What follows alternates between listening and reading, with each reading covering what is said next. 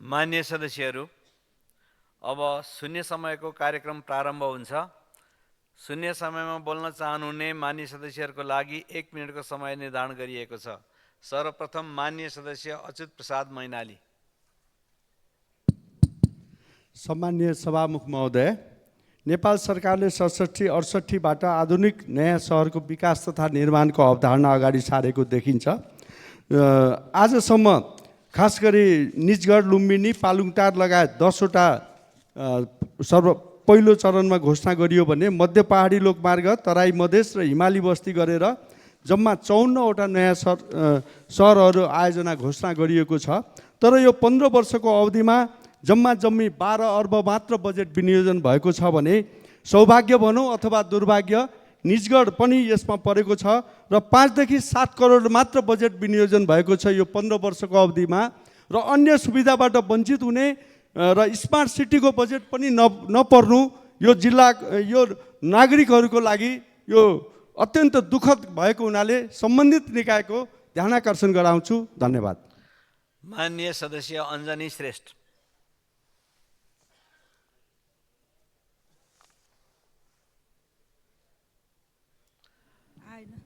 मान्य सदस्य। सम्माननीय सभामुख महोदय, हाम्रो देश नेपालको नागरिकता दिने प्रवृत्ति कस्तो हो? पुरुषले विवाह गर्दा सहजै नागरिकता प्राप्त हुने, तर यसै देशको महिलाले विवाह गरेको 20-25 वर्ष भइसक्दा पनि तिनले जन्माएको बालबालिकाले आङ्गीकृत नागरिकता समेत नपाउने। आखिर कहिलेसम्म? त्यस्ता बालबालिकाहरूले नागरिकता नपाएको कारणले गर्दा पटक पटक आत्महत्या गर्नुपर्ने बाध्यता वा लागु पदार्थ सेवन गरेर सन्तुष्टि लिनुपर्ने आज राज्यले बाध्य बनाएको छ। आखिर कहिलेसम्म? यो त प्रतिनिधि पात्र मात्रै हो। सम्बन्धित निकायलाई सम्मानित सभामुख मार्फत ध्यान आकर्षण गर्न चाहन्छु। धन्यवाद। माननीय सदस्य अनिसा नेपाली।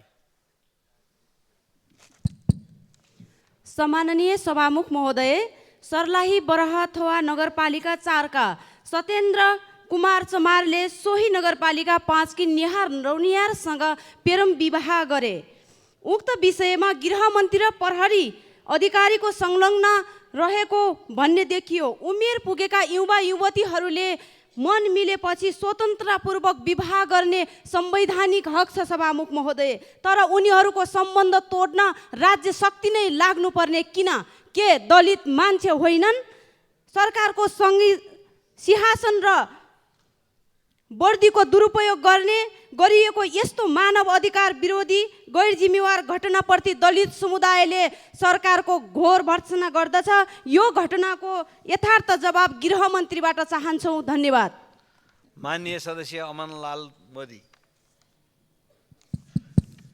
सम्माननीय सभामुख महोदय, मोरङको विराटनगरदेखि हुलाकी राजमार्ग कठरी हुँदै धेरै लामो वर्षदेखि चाहिँ टेन्डर आह्वान भएको थियो। तर कठरी खण्ड अहिलेसम्म पनि त्यहाँ चाहिँ धेरै वर्षदेखि चाहिँ त्यहाँ काम हुन सकेको छैन। त्यहाँ विभिन्न आन्दोलन पनि भयो।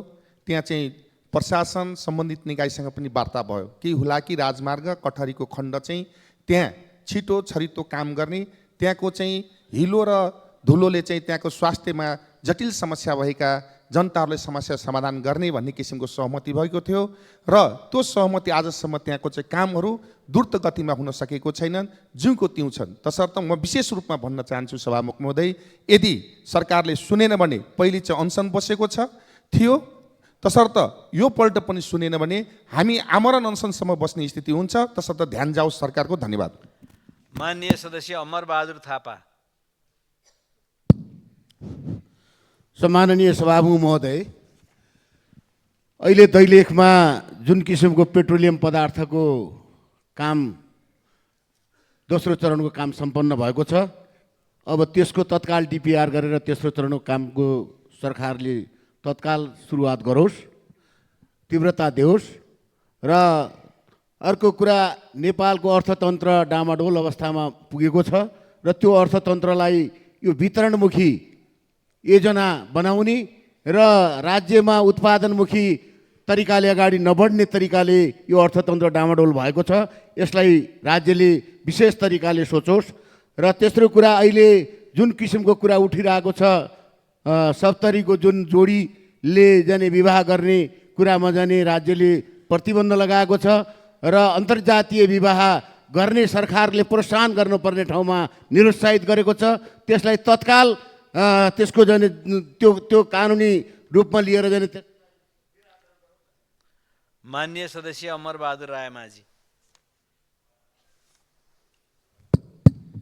सम्मान्य सभामुख महोदय, उदयपुरको कटारी नगरपालिका 14 घुर्मी स्थित सुनकोशी खानेपानी आयोजना, लिफ्टिङ खानेपानी आयोजना मिति 81/6/12 र 13 मा आएको बाढीबाट त्यसको मुहान पूर्ण रूपमा ध्वस्त भएको छ, पाइपलाइनहरू ध्वस्त भएको छ। त्यस्तै उदयपुर र खोटाङ जोड्ने फोक्सिन्टार पुल सुनकोशी नदीबाट पूर्ण रूपमा बगाएको छ, आगमन बन्द भएको छ।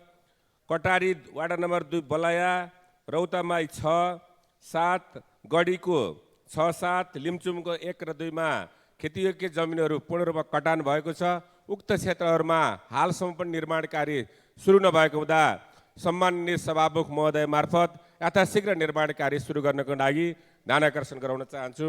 धन्यवाद। माननीय सदस्य डाक्टर अमरेश कुमार सिंह। सम्मानीय सभामुख महोदय, 2070 सालमा सर्लाहीको क्षेत्र नम्बर 4 मा धनकौल गाउँपालिकामा एउटा 81 नदीमा ब्यारेजको शिलान्यास भएको हो। ब्यारेजको आधाभन्दा बढी काम भइसक्यो। 2070 साल सुशील कोइरालाको सरकारमा निर्माण सुरु भएको। अहिले पनि सुशील कोइरालाको पार्टीको मन्त्री हुनुहुन्छ, जसो मन्त्री, कहिले कम्प्लिट होला? जम्मा 10-12 करोडको ब्यारेज 10 वर्षमा कम्प्लिट भएको छैन।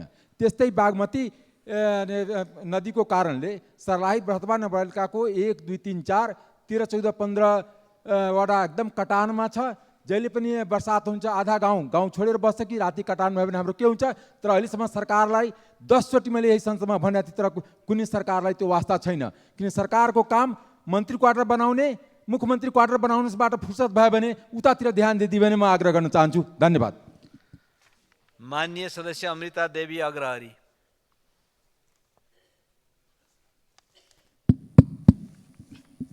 सम्मानीय सभामुख महोदय, म सरकारको ध्यान आकर्षण गराउन चाहन्छु। नेपाल र भारतको बर्डरमा साना साना व्यापारीहरूलाई चाहिँ राजस्व विभागबाट चाहिँ त्यहाँ धेरै चाहिँ उहाँहरूको साथमा अन्याय भइरहेको छ। सानो साना व्यापारीहरू जुन चाहिँ बर्डरमा घर छ, के उनीहरू नेपाली होइनन्? साना काम गरेर आफ्नो जीविका चलाइरहेका व्यापारीहरूमाथि त्यहाँ राजस्व अनुसन्धान विभागका टिमले तिनी व्यापारीहरूसँग धेरै अन्याय गरिरहेको छ। सभामुख महोदय, 20 क्विन्टल तोरी चाहिँ लिएर बुटवलमा चाहिँ उनीहरू बिक्री वितरणको लागि गइरहेको अवस्थामा त्यो अनुसन्धान विभागका टोलीले लगेर चाहिँ समातेको रहेछ। अनि त्यहाँ अफिसमा आफ्नो कार्यालयमा लगेर तोरी पनि फिर्ता गर्यो, व्यक्तिलाई पनि फिर्ता गर्यो, तर त्यस बापत चाहिँ 30 लाख रुपियाँ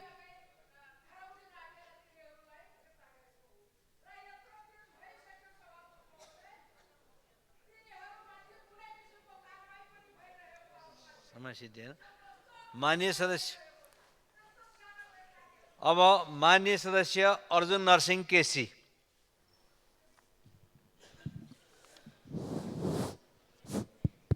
सभामुख महोदय, नेपाल विद्युत प्राधिकरण ऐन 2041 बमोजिम सर्वसाधारण जनतालाई सेयर जारी गर्नुपर्ने यो 40 वर्षदेखि त्यो सेयर जारी हुन सकेको छैन। अहिले नेपाल विद्युत प्राधिकरणको झन्डै 7 खरबको 20% दरले मात्रै पनि सेयर जनतामा हामीले वितरण गर्न सक्यौँ कानुन अनुसार भने 1.5 खरब रुपियाँ जम्मा हुने स्थिति छ। र नेपाली जनता देश विदेशमा रहेका जनताको साधन स्रोत चाहिँ नि अरू ठुला मझौला विद्युतमा राज्यले उपयोग गर्न सक्ने जुन स्थिति छ त्यतातिर सरकार मौन छ। तत्कालै यो 40 वर्षको अगाडिको कानुन अनुसार 20% सेयर वितरण गर्ने काम होस्। र अर्को चाहिँ नि यो लाकटाङ राष्ट्रिय निकुञ्ज अन्तर्गत दुप्चेश्वर गाउँपालिका मेरै आफ्नो गाउँपालिका हो। त्यहाँ घ्याङफेदी भन्ने ठाउँमा 1 हप्तादेखि निरन्तर रूपबाट भयानक रूपबाट आगलागी भइरहेको छ। म सम्बन्धित पक्ष खास गरी गृहमन्त्रीलाई माननीय सदस्य अशोक कुमार चौधरी।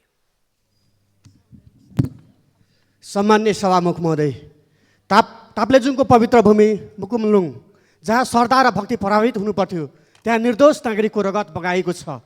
केवल कार निर्माणको नाममा सरकारले बलजबरी, दमन र सांस्कृतिक अतिक्रमण गरिएको छ। स्थानीय समुदायको आवाज दबाउन बन्दुक ताक्ने सरकारको रवैया पूर्ण रूपमा अस्वीकार्य छ।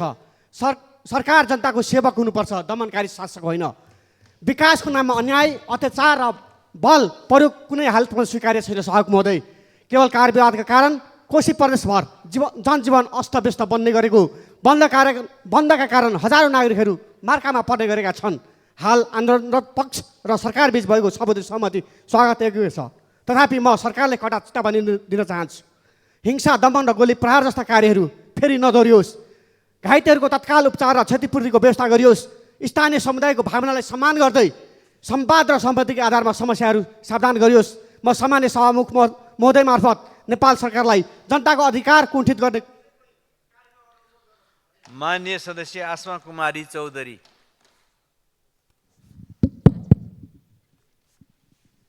सम्माननीय सभामुख महोदय, दाङ जिल्लामा भूमिहीन दलित 5,588 जना, भूमिहीन सुगुम्बासी 9,414 जना र अव्यवस्थित बसोबासी 52,217 जना रहेका छन् भने देशभर झन्डै 11 लाख सुगुम्बासी रहेका छन्। देशभरका भूमिहीन सुगुम्बासी तथा अव्यवस्थित बसोबासीको समस्या समाधान गर्ने उद्देश्यले सरकारले भूमि समस्या समाधान आयोग गठन गरेको छ र अध्यादेश पनि ल्याएको छ। यसबाट भूमिहीन तथा अव्यवस्थित बसोबासीहरू जग्गाधनी पूर्जा पाउने कुरामा विश्वस्त बनेका छन्। म यस कामको लागि नेपाल सरकारलाई धन्यवाद दिँदै भूमिहीनहरूको जग्गाधनी पूर्जा पाउने अपेक्षा यथाशीघ्र पुरा होस् र सधैँका लागि समस्या समाधान अन्त्य होस् भन्न चाहन्छु। धन्यवाद। माननीय सदस्य असीम शाह। सम्मानीय सभामुख महोदय, उता जलवायु परिवर्तनका कारणले हाम्रो हिमालमा हिउँ देखिन छोडेको छ। यता सरकारलाई सत्ताको गर्मीले हो कि के हो, झन्डै हिउँदे अधिवेशन देख्न छोडेको थियो। अब यसलाई हिउँदे अधिवेशन होइन, गर्मी अधिवेशन भन्नु पर्ला जस्तो छ सभामुख महोदय। सभामुख महोदय, सरकारले मान्य रवि लामिछानेलाई राजनीतिक प्रतिशोध साँधेर जिल्ला जिल्ला घुमाइरहेको, वकिल फेरेर मुद्दा लड्न पठाइरहेको कुरा कसरी आइरहेको छ, यो कुरा जनताले बुझिसकेका छन्। यसमा हामीलाई भन्नु धेरै कोही छैन। तर सार्वभौम संसदले पनि मान्य रवि लामिछानेको सांसद पद निलम्बन गर्न सरकारको आदेश पालक बन्नु खेदजनक छ। न त रवि लामिछानेले अदालतका पूर्वपक्षको लागि थुनामा पठाएको छ, न त अभियोग दाबी बमोजिम राष्ट्र सेवकको परिभाषामा उहाँलाई राख्न मिल्छ। यसरी कानुनको अपव्याख्या गरेर अराजनीतिक र बदनीयत शैलीमा रवि लामिछानेलाई संसद पदबाट निलम्बन गर्नु पूर्ण गैर कानुनी कार्य रहेको छ। संसद कुनै व्यक्तिको, कुनै दल विशेषको वा सत्ताधारीको निजी अखाडा होइन। हामी सुसंस्कृत राजनीतिकमा विश्वास गर्छौँ। संसदीय मर्यादा ध्वस्त पार्ने काम बदर गरियोस् र रवि लामिछानेको सांसद पद निलम्बन फुकुवा गरियोस्। अन्य माननीय सदस्य आशा विक।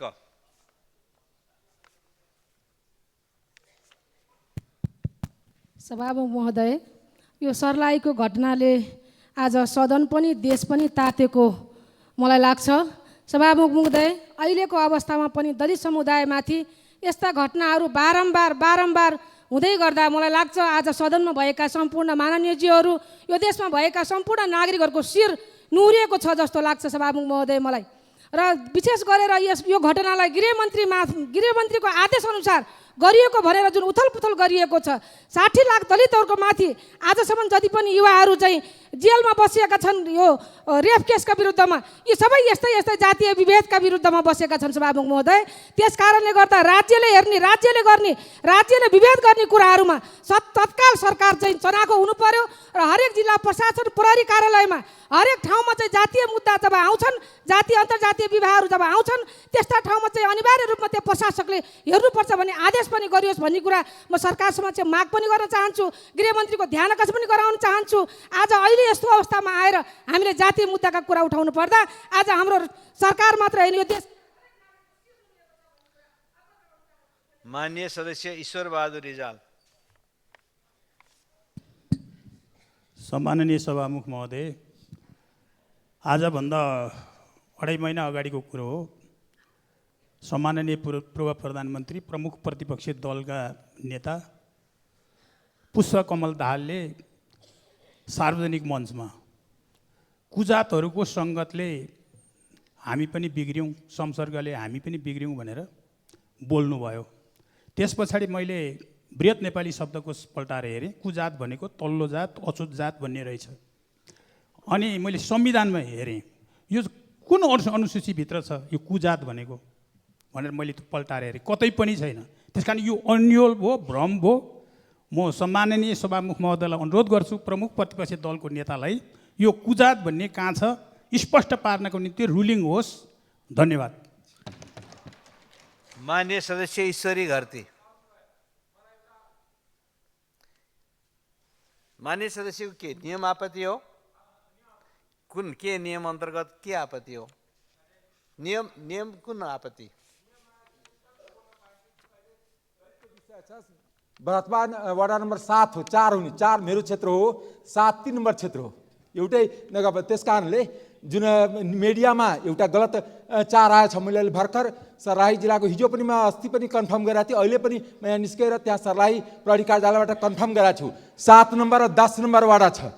लड्का केटाको 10 नम्बर छ, केटीको 7 नम्बर छ। दुईटै वडा मेरो क्षेत्रमा छैन, 4 नम्बर क्षेत्रमा छैन, दुईटै वडा 3 नम्बर क्षेत्रमा छ। त्यस कारणले मैले सम्पूर्ण मान्यलाई त्यो रेकर्डबाट सच्याउन अनुरोध गर्न चाहन्छु। धन्यवाद। माननीय सदस्य ईश्वरी देवी नेउपाने।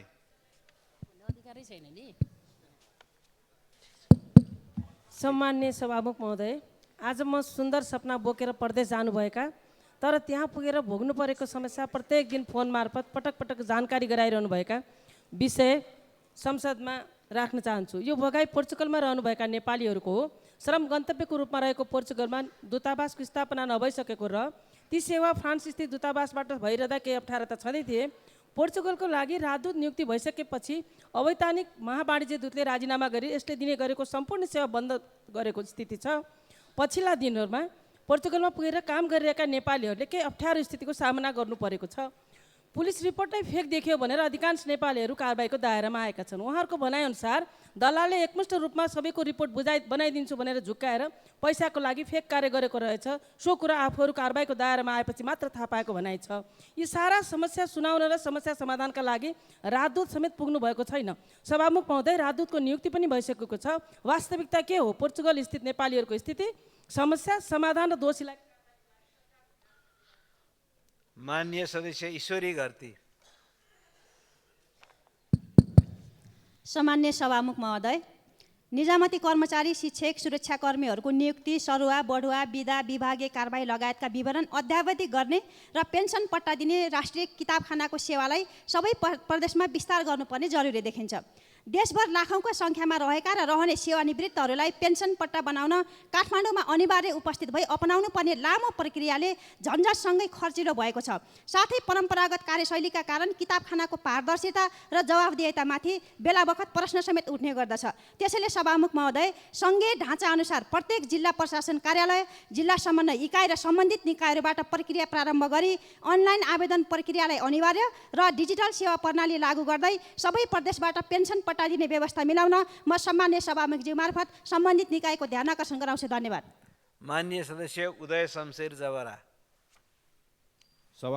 सभामुख महोदय, असोज 11 र 12 गतेको अविवरण वर्षाले ललितपुर जिल्ला तथा छिमेकी जिल्लामा अत्यन्तै ठुलो क्षति पुगेको थियो। त्यति बेला स्थानीय तहको सक्रियतामा उद्धार राहत वितरण कार्यक्रम सम्पन्न भयो। त्यसमा केन्द्र सरकारको पनि सहयोग थियो। तर आज 4 महिनाभन्दा बढी भइसकेको छ। पुनर्निर्माणको काम, पुनर्वासको काम, एकीकृत बस्तीको काममा केही प्रक्रिया अगाडि बढेको छैन। म केन्द्र सरकारलाई ध्यान आकर्षण गर्न चाहन्छु, 4 महिनासम्म त्यहाँका जनताहरूले अत्यन्तै धेरै दुःख पाएको छ। साधारण काम, त्यति बेला हामीले बाटो सफा गर्दाखेरि माटोहरू छेउमा लगाएका थिए। त्यो माटो 4 महिना भइसक्यो, कुनै पनि बाटोहरूमा माटो सफा गर्ने कामसम्म पनि भएको छैन। त्यसैले म केन्द्र सरकारलाई आग्रह गर्न चाहन्छु, छिटोभन्दा छिटो आवश्यक बजेटहरू पठाएर पुनर्निर्माणको काम सुरु गर्न नेपाल सरकारलाई आग्रह गर्न चाहन्छु। र आजको दिनसम्म जम्मा 1 लट पैसा आएको छ। ठुलो धेरै क्षति भएको 9वटा पालिकामा। माननीय सदस्य उर्मिला थेवे।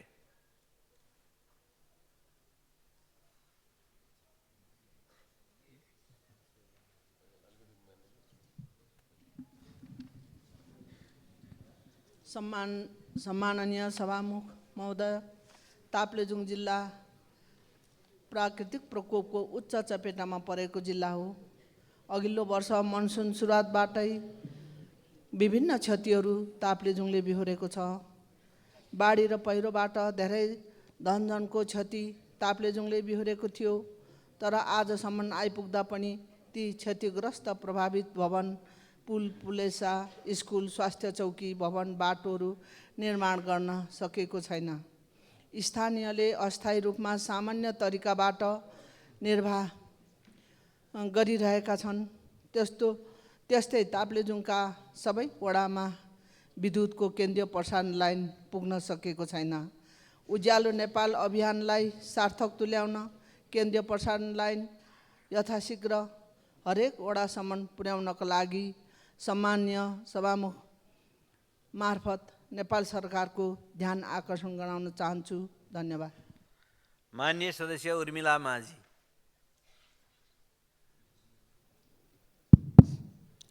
सम्माननीय सभामुख महोदय, जनताले प्रश्न गरिरहेको छ सरकार कहाँ छ? सरकारको उपस्थिति जनताले महसुस गर्न सकिरहेको छैन। अहिले देश सरकारविहीन, दिशाविहीन भइरहेको महसुस भइरहेको छ। सभामुखज्यू, पृथ्वी राजमार्ग विस्तारको नाममा मुगलिन 9 विशेष सडक खण्ड लगायत राष्ट्रिय राजमार्गहरूको अवस्था अस्तव्यस्त छ। सडक वरिपरिका बस्तीहरू धुलो र धुवाँले पुरै ढाकिएका छन्। तोकिएको समयमा सडक निर्माण सकिने सम्भावना देखिँदैन। यसले गर्दा सडक आसपासका जनता र यात्रुको स्वास्थ्यमा गम्भीर समस्या आउने देखिन्छ भने पर्यटकहरू सडक यात्रा गर्न नचाहिरहेको देखिन्छ। यता ग्वारखुमा निर्माणाधीन फ्लाइओभर निर्माण अख्तियार र कर्मचारीका कारण ठेकेदार भागेर निर्माण कार्य अवरुद्ध भएको छ। राष्ट्रिय गौरवका आयोजनाहरू अलपत्र छ। सरकार जनसरकारका विषय छाडेर भ्रष्टाचारीको संरक्षण गर्ने गरी जनताको अभिव्यक्ति स्वतन्त्रता र प्रेस स्वतन्त्रता कुण्ठित गर्ने गरी अध्यादेश ल्याउने र सरकार टिकाउने खेलमा मात्रै व्यस्त छ। जातीय विभेदको संरक्षण गर्ने काम सरकारले गरिरहेको छ। यसतर्फ माननीय सदस्य ऋषिकेश पोखरेल। सम्माननीय सभामुख महोदय, पछिल्लो बेला कोभिडको महामारीपछि आर्थिक मन्दीको कारणबाट साना र खुजुरा व्यवसायीहरू, हजारौँ व्यवसायीहरू विस्थापित हुने स्थितिमा आइपुगेका छन्। उनीहरू वर्षभरिमा 1 करोडसम्म मात्र कारोबार गर्न सक्छन्, बढीमा। त्यसो हुँदा उनीहरूको संरक्षण गर्नु राज्यको दायित्व हो। त्यसैले हालसम्मको जरिमाना मिना गरी असाढ मसान्तसम्म कर चुक्ता गर्ने व्यवस्थाको अवसर दिलाउँ। 20 लाखसम्मको व्यावसायिक ऋणलाई हर्जना मिना गरी थप किस्ता र भाका बढाउने र कालो सूचीबाट हटाउने काम गरौँ र लामो समयदेखि कर चुक्ता नभएका सवारी साधनहरूको एकपटकलाई जरिवाना छुट गरी नवीकरणको अवसर दिलाउँ। यसो गर्दा हामी साना व्यवसायीहरूलाई न्यूनतम सहयोग हुने देखिन्छ। म सभामुख मार्फत नेपाल सरकारको गम्भीर ध्यानाकर्षण गराउँछु। धन्यवाद। माननीय सदस्य एकनाथ ढकाल। नेपाल सरकारले 29वटा ऐन संशोधन गर्न जारी गरेको अध्यादेश अहिले संसदमा पेश भएको छ। संवैधानिक व्यवस्था बमोजिम जारी भएका यी अध्यादेशहरूले सार्वजनिक सेवाको क्षेत्रमा सकारात्मक सुधार गर्दै व्यावसायिक क्षेत्रको मनोबल उच्च बनाउने र जनताले दिनौँ भोग्न परेका विभिन्न अल्झन र गाँठा तुरुन्त फुकाउने जस्ता पवित्र उद्देश्य राखेको देखिन्छ। सेवाग्राहीको काम 7 दिनमा सम्पन्न गर्ने पर्ने 15 दिनमा उद्योग दर्ता हुने जस्ता अध्यादेशका विषय सामान्य लागे पनि लाखौँ नागरिक लाभान्वित हुने यी प्रावधान जनपक्षीय छन् र सर्वत्र स्वागत गरिएका छन्। राष्ट्रिय सहकारी नियमन प्राधिकरण गठनदेखि सूचना प्रविधिको कम्पनीमा नयाँ क्रान्ति ल्याउन सक्ने अध्यादेशका यी प्रावधानहरूले सुशासन र व्यावसायिक वातावरण निर्माणमा अभूतपूर्व थालनी गरेकोले म सभामुख महोदय मार्फत संसदका सबै मान्यज्यूहरूलाई अध्यादेश पारित गरी काम गरेरै छोड्ने प्रधानमन्त्रीको हुटुटीलाई साथ दिन र देश विकासमा सबै एक ठाउँमा उभिन आग्रह गर्दछु। धन्यवाद। माननीय सदस्य कल्पना मिया कुसारी। सम्माननीय सभामुख महोदय, म चाहिँ शिक्षा मन्त्रीज्यूलाई विशेष आग्रह गर्न चाहन्छु सम्मानित सदन मार्फत। अहिले हाम्रो चाहिँ मुस्लिम समुदायको मद्रसा जहाँ हामी विद्यालय भन्छौँ र हाम्रो समुदायले उर्दूमा त्यसलाई चाहिँ मद्रसा भन्छौँ, त्यसको केन्द्र सरकारले पहिला मद्रसा बोर्ड थियो, अहिले त्यो खारेज गरियो। तत्कालीन माननीय मन्त्रीज्यू देवेन्द्र पौडेल ज्यूद्वारा चाहिँ त्यो खारेज गरियो। के को लागि खारेज गरियो त्यो चाहिँ जवाफ पनि अहिलेसम्म पाइएन। र अहिले मन्त्रीज्यूलाई म आग्रह गर्न चाहन्छु कि तत्कालै यो मद्रसा निर्माण गर्नको लागि मद्रसा बोर्डको निर्माण गरियोस्। हस्त, धन्यवाद। माननीय सदस्य किरण कुमार शाह। सम्माननीय सभामुख महोदय, रौतहट जिल्ला मेरो निर्वाचन क्षेत्र नम्बर 2 अन्तर्गत लामो समयदेखि लाल बकैया खोला, टिकुलिया गौर र करुनिया मटियारवा जोड्ने घाटमा अधुरो रहेको पुल बजेट अभावका कारण निर्माण सम्पन्न हुन सकेको छैन। प्रत्येक वर्ष बर्खायाममा खोलाको बाढीले स्थानीय बासिन्दालाई ठुलो जोखिम पार्ने गरेको छ। यस क्षेत्रका नागरिकहरू सुरक्षाका लागि पुल निर्माण कार्य शीघ्र सम्पन्न गर्न आवश्यक छ। म सरकारको ध्यानाकर्षण गराउन चाहन्छु। साथै सीमा नाकामा 4 पाङ्ग्रे सवारी साधनको आवत जावत सहज बनाउन छोटी भन्सार नाका सुचारी गर्नुपर्छ। व्यापार तथा आवागमनलाई सरल बनाउन सरकारले तत्काल आवश्यक पहल गर्नुपर्छ। यसबाहेक असोज 11 गतेको विनाशकारी प्राकृतिक विपत्तिले मेरो क्षेत्रका सडक तथा बाँधहरू गम्भीर विक्षत पुर्याएको छ। यी संरचनाहरू शीघ्र मर्मतको लागि सरकारको ध्यानाकर्षण गराउन चाहन्छु। यो सबै कार्यहरू समयमै सम्पन्न गर्न आवश्यक बजेट तथा माननीय सदस्य गगन कुमार थापा। सम्माननीय सभामुख महोदय, जाजरकोटको भूकम्पबाट करिब 92,000 भन्दा बढी घरहरूको पुनर्निर्माण गर्नुपर्ने आकलन गरिएको थियो। पुनर्निर्माण धेरै परको कुरा, दोस्रो किस्ता पनि कतिपय घरहरूले पाएका छैनन्। उद्वेग लाग्दो कुरा त डिडिए भर्खर मात्र भएको छ।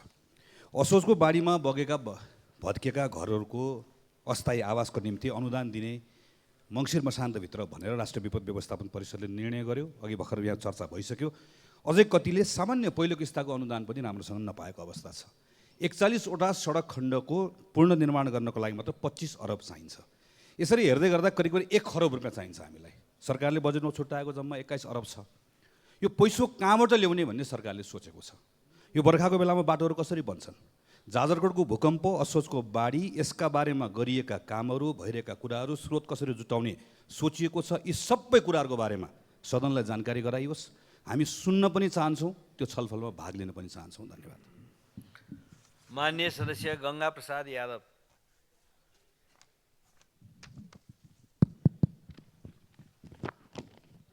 सम्माननीय सभामुख महोदयज्यू, सिराहा जिल्लाको लाहान नगरपालिकामा पर्ने खुट्टी खोलामा आजभन्दा झन्डै 60 वर्ष अगाडि बाँध बाँधी नहर निर्माण भई तत्समयमा सिँचाइ भएको देखिन्छ। आर्थिक वर्ष 2077-78 नेपाल सरकारको 8 करोड लगानी भई ड्याम बनाउने काम भएको छ। हाल आएर लाहान नगरपालिकाले सहर सौन्दर्यकरणको नाममा उक्त नहरलाई हिउँ पाइप राखी पुर्ने कामको लागि ठेक्का लगाएकोमा विगत 6 महिनादेखि उक्त कार्यको विरोध गर्दै किसानहरू आन्दोलित छन् र कुनै पनि बेला ठुलो धनजनको क्षति हुन सक्छ। यसर्थ समयमै न्यायोचित निर्देशन दिन सभामुख मार्फत नेपाल सरकारको ध्यान आकर्षण गराउन चाहन्छु। धन्यवाद। माननीय सदस्य डाक्टर चन्दा कार्की भण्डारी।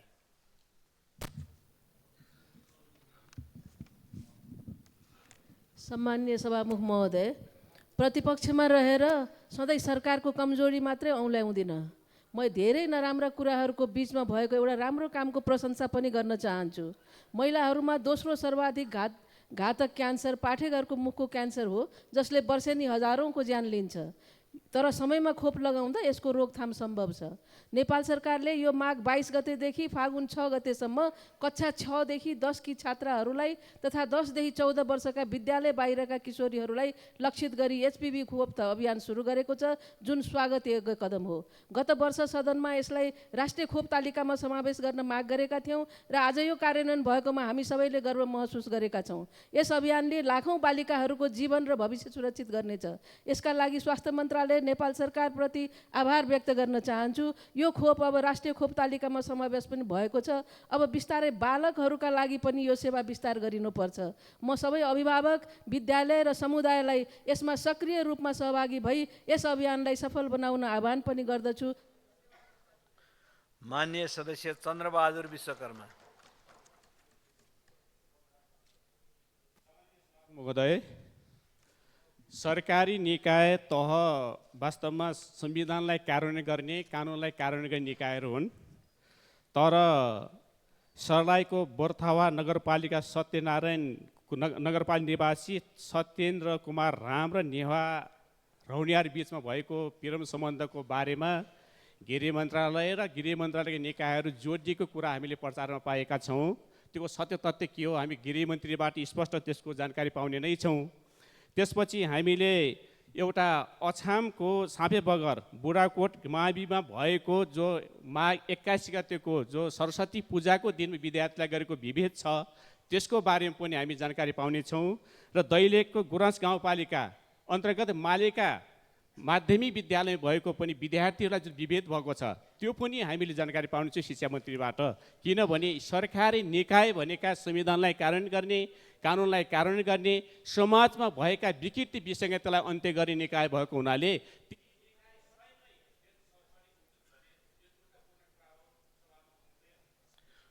माननीय सदस्य चित्रबहादुर केसी।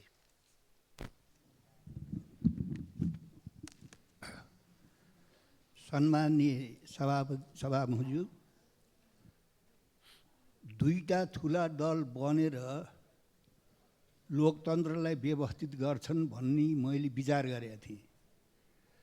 तर अब संसद चाहिँ समयमा नबोलाउने, अध्यादेशबाट चाहिँ अध्यादेश लिएर देश चलाउने, यही हो लोकतन्त्रको चाहिँ नेपाली जनतालाई चित्त बुझाउने ठाउँ। यस खालको अप्रजातान्त्रिक तरिकाले चाहिँ प्रजातन्त्रको लागि, लोकतन्त्रको लागि हामी लामो समय लड्यौँ। त्यसको अभ्यास गर्ने सिलसिलामा राजनीतिक पार्टीहरू बारम्बार चुकेका छन्। यसो गर्नु हुँदैन। संसद बोलाउनलाई छेकियो थियो कसले? संसद नबोलाउने, अध्यादेशबाट मुलुक चलाउने, यही पद्धति हो भने यो लोकतन्त्र होइन, यो अप्रजातान्त्रिक पद्धति हो। यद्यपि भन्न सक्नुहुन्छ संविधानमा चाहिँ त्यो व्यवस्था छ, अध्यादेश ल्याउनु।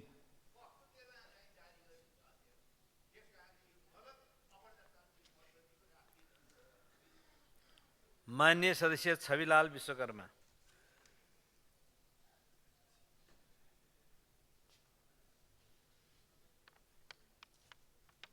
सभामुख महोदय, यति बेला सीमावर्ती क्षेत्रका जनताहरू आवत जावतदेखि लिएर धेरै विषयमा आक्रान्त बनेका छन्।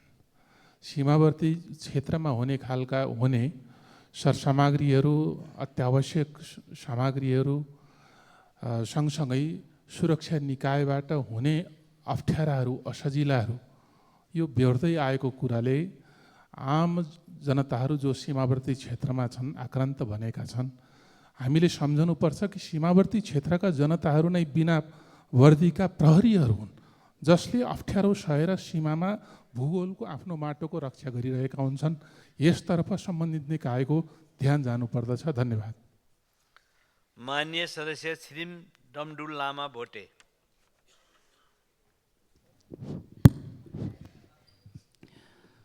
सम्माननीय सभामुख महोदय, 21औं शताब्दी र विज्ञान प्रविधिको युगमा पनि मान्छे चाहिँ अन्तरिक्ष यानमा जोडिसक्यो, तर हामी हुम्लाको सिमीकोट सदरमुकामसम्म जोड्न सकिराखेको छैन। तसर्थ हुम्लाको खारपुनाथ नदीमा बेली ब्रिज तत्काल त्यहाँ चाहिँ बनाउने गरेर योजना बजेट छुट्याइयोस् भनेर मैले अर्थमन्त्रीज्यूलाई निवेदन गर्दै र भौतिक पूर्वाधार मन्त्रीज्यूलाई पनि त्यसको योजना बनाई कार्यान्वयनको लागि नेपाली सेनालाई तत्काल जिम्मा दिन व्यवस्था गरेर जिम्मा दिन म अनुरोध गर्छु। साथै हिमाली क्षेत्रको हिल्सा नाकामा बसेको त्यो सशस्त्र फोर्सलाई असाध्यै दुःख छ। त्यहाँ बिओपी त्यहाँको पनि क्वारेन्टाइन भन्सारको कार्यालयको लागि नेपाल सरकारले बजेट तयार गरेर मान्य सदस्य छिरिङ लामु लामा तामाङ। सम्माननीय सभामुख महोदय, देशका प्रधानमन्त्रीज्यूको सम्बोधनमा प्रधानमन्त्रीज्यूको कम्बोडियामा लगानीको विषयमा उठेका प्रश्नको संसदमा जानकारी गराउने अपेक्षा राखिएको थियो। तर सम्माननीय प्रधानमन्त्रीज्यूले संसदमा उत्तरदायी भएर जवाब दिने मूल दायित्वबाट पन्छिँदै ढले ढले गीतको नक्कल गर्न तम्सिनुभयो। हो प्रधानमन्त्रीज्यू, देशको अर्थतन्त्र ढलेकै छ, जनता ढलेकै हुन्, तर बिचौलिया दलालहरू चाहिँ झन् बलियो भएर उठेछन्। तसर्थ सभामुख मार्फत सम्माननीय प्रधानमन्त्रीज्यूलाई मेरो आग्रह छ, बाँसबारी जुत्ता कारखानाको जग्गाको मुद्दा चलाउनु नपर्ने कुरा आएको छ। भ्रष्टाचारीको मुख हेर्दैन भन्ने प्रधानमन्त्रीज्यूमाथि राज्यलाई हानि पुर्याएका पक्राउ परेका व्यक्तिसँग जग्गा दान माग्दै हिँडेको कम्युनिस्ट पार्टीका अध्यक्षमाथि पुँजीवादमा चुर्लुम्म डुबेको भन्ने आरोप छन्। यो विषयमा संसदमा जवाब दिन छोडेर विषय अन्तर नगर्न मेरो अनुरोध छ। धन्यवाद। मान्य सदस्य जावेदा खातुन जागा। महोदय, नेपालको संविधान 2072 को प्रस्तावनाले बहुपहिचानलाई स्वीकार गरेको पाइन्छ। संविधानकै धारा 18 र 42 मा मुस्लिम समुदायका हकमा विशेष अधिकारको व्यवस्था गरिएको छ। उक्त व्यवस्था संविधानमा भए तापनि अहिले मुस्लिम समुदाय शिक्षा, स्वास्थ्य, रोजगारी लगायत राज्यको अन्य सेवा सुविधाबाट वञ्चित रहेको छ।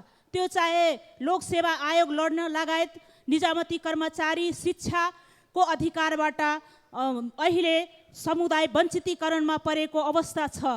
सम्माननीय सभामुख महोदय, पहिला मुस्लिम समुदायलाई मधेसी क्लस्टरमा राखिएको थियो, तर अहिले अलग गरेको अवस्था छ र मुस्लिम समुदायको छुट्टै क्लस्टरको निजामती ऐन नबन्दा अहिले मुस्लिम समुदाय अल्पत्रमा परेको अवस्था छ। अहिले जुन 4% दिँदै आएको क्लस्टरको व्यवस्थापन भए तापनि मुस्लिम समुदाय लड्न पाइराखेको अवस्था छैन। मान्य सदस्य ज्वाला कुमारी शाह। सम्माननीय सभामुख महोदय, बारा जिल्ला एउटा ऐतिहासिक जिल्ला हो र 2011 सालमा किसान आन्दोलनको समयमा स्वर्गीय मुखलाल महतो शहादत प्राप्त गर्नुभएको व्यक्ति जो अहिलेसम्म 70 वर्ष भइसक्यो, उहाँको शहीद घोषणा भएको छैन। उहाँलाई शहीद घोषणाको लागि सम्माननीय सभामुख महोदय मार्फत सरकारलाई ध्यान आकर्षण गराउन चाहन्छु। दोस्रो कुरो चाहिँ बारा जिल्ला जितपुर सिमरा उपमहानगरपालिका, जितपुर सिमराको जैतापुर र रामनगरको बिचमा पसा पुल एकदम बनाउनै पर्ने अवस्था छ। त्यहाँको जनताहरूलाई आवत जावत गर्न पनि एकदम निकै नै कठिनाइ भएको हिसाबले म यो ध्यान आकर्षण गराउन चाहन्छु। र अर्को कुरो चाहिँ मटियारुवा भन्सार छोटी भन्सारको रूपमा राख्नुपर्ने, एकदमै त्यहाँको आवत जावत गर्न पनि दुःख पाइरहेको छ त्यहाँका जनताहरू, त्यो अनिवार्य राख्नुपर्ने, त्यो ध्यान आकर्षण गराउन चाहन्छु। र बाराको मानोत मटियारो बाटो जति फास्ट गतिमा बढ्नुपर्ने त्यो काम एकदम ढिला सुस्ती भइरहेको छ। फास्ट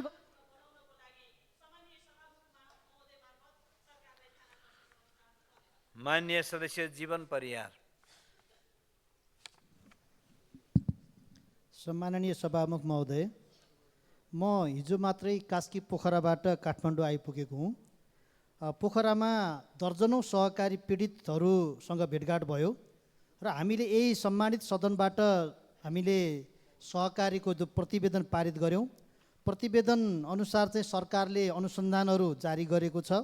सुप्रिम, सूर्यदर्शन, सुमेरु, सानो पाइला, सहारा, समानता, स्वर्णलक्ष्मी लगायतका देशैभरका सहकारीका बचतकर्ताहरूको रकम फिर्ता गर्ने काम कहाँसम्म पुगेको छ र सहकारी पीडितको नाममा बहस गर्दै गर्दा जिल्ला अदालत काठमाडौँमा बहस गर्दै गर्दा वरिष्ठ अधिवक्ता दिनेश त्रिपाठीमाथि साङ्घातिक हमला भएको छ। म त्यसको घोर भर्त्सना गर्छु र दोषीमाथि कडा कारबाहीको माग गर्दछु।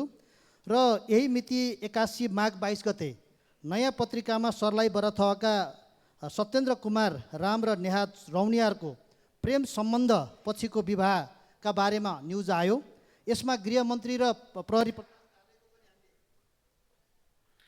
मान्य सदस्य जुली कुमारी महतो महासेठ। सम्माननीय सभामुख महोदय, हामी हिउँदे अधिवेशनको अत्यन्तै महत्त्वपूर्ण घडीमा आइपुगेका छौँ। यो ऐतिहासिक समयले हामी सबैलाई सुखी नेपाली र समृद्ध नेपालको परिकल्पना साकार पार्न सफलता मिल्नेछ भन्ने विश्वास लिएका छौँ। यहाँहरूको बिचमा प्रस्तुत भइरहँदा पक्ष र विपक्ष भन्दा पनि यो देश र जनताको सर्वोपरि हित मात्रै केन्द्रमा राखेर हामी सबै प्रस्तुत हुनेछौँ भन्ने शुभेच्छा व्यक्त गर्न चाहन्छु। सरकारले यो अधिवेशनको पूर्व सन्ध्यामा जनहितका लागि तीव्र बनाउन र आर्थिक विकासलाई द्रुत बनाउन केही अध्यादेश ल्यायो। मैले केही दिनदेखि हेरिराखेका छौँ, त्यसका विरोधमा बडो बल लगाएर समय खर्चिराखेका छन्। हामीले नियत र परिणाम हेर्ने हो। अध्यादेश ल्याउने बित्तिकै सबैको विरोध गरिहाल्नु पर्ने केही छैन जस्तो लाग्छ। सरकारको नियत के हो, जनताको पक्षमा परिणाम आउँछ कि आउँदैन, त्यो मुख्य विषय हो जस्तो मलाई लाग्छ। मान्य सदस्य कान्तिका सेजवाल।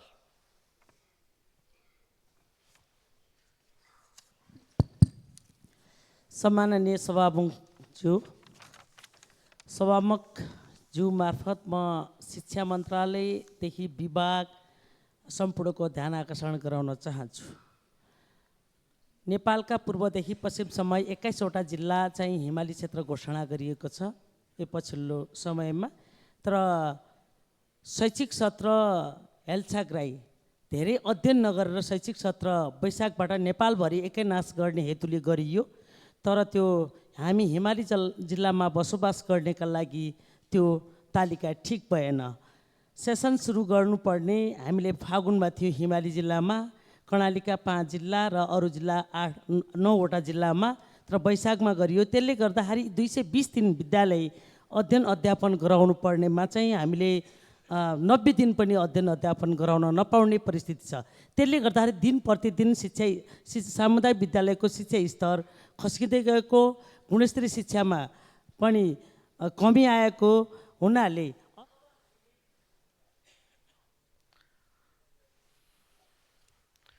मान्य सदस्यहरू, शून्य समयमा मान्य सदस्यहरूले बोल्ने क्रम यही समाप्त हुन्छ।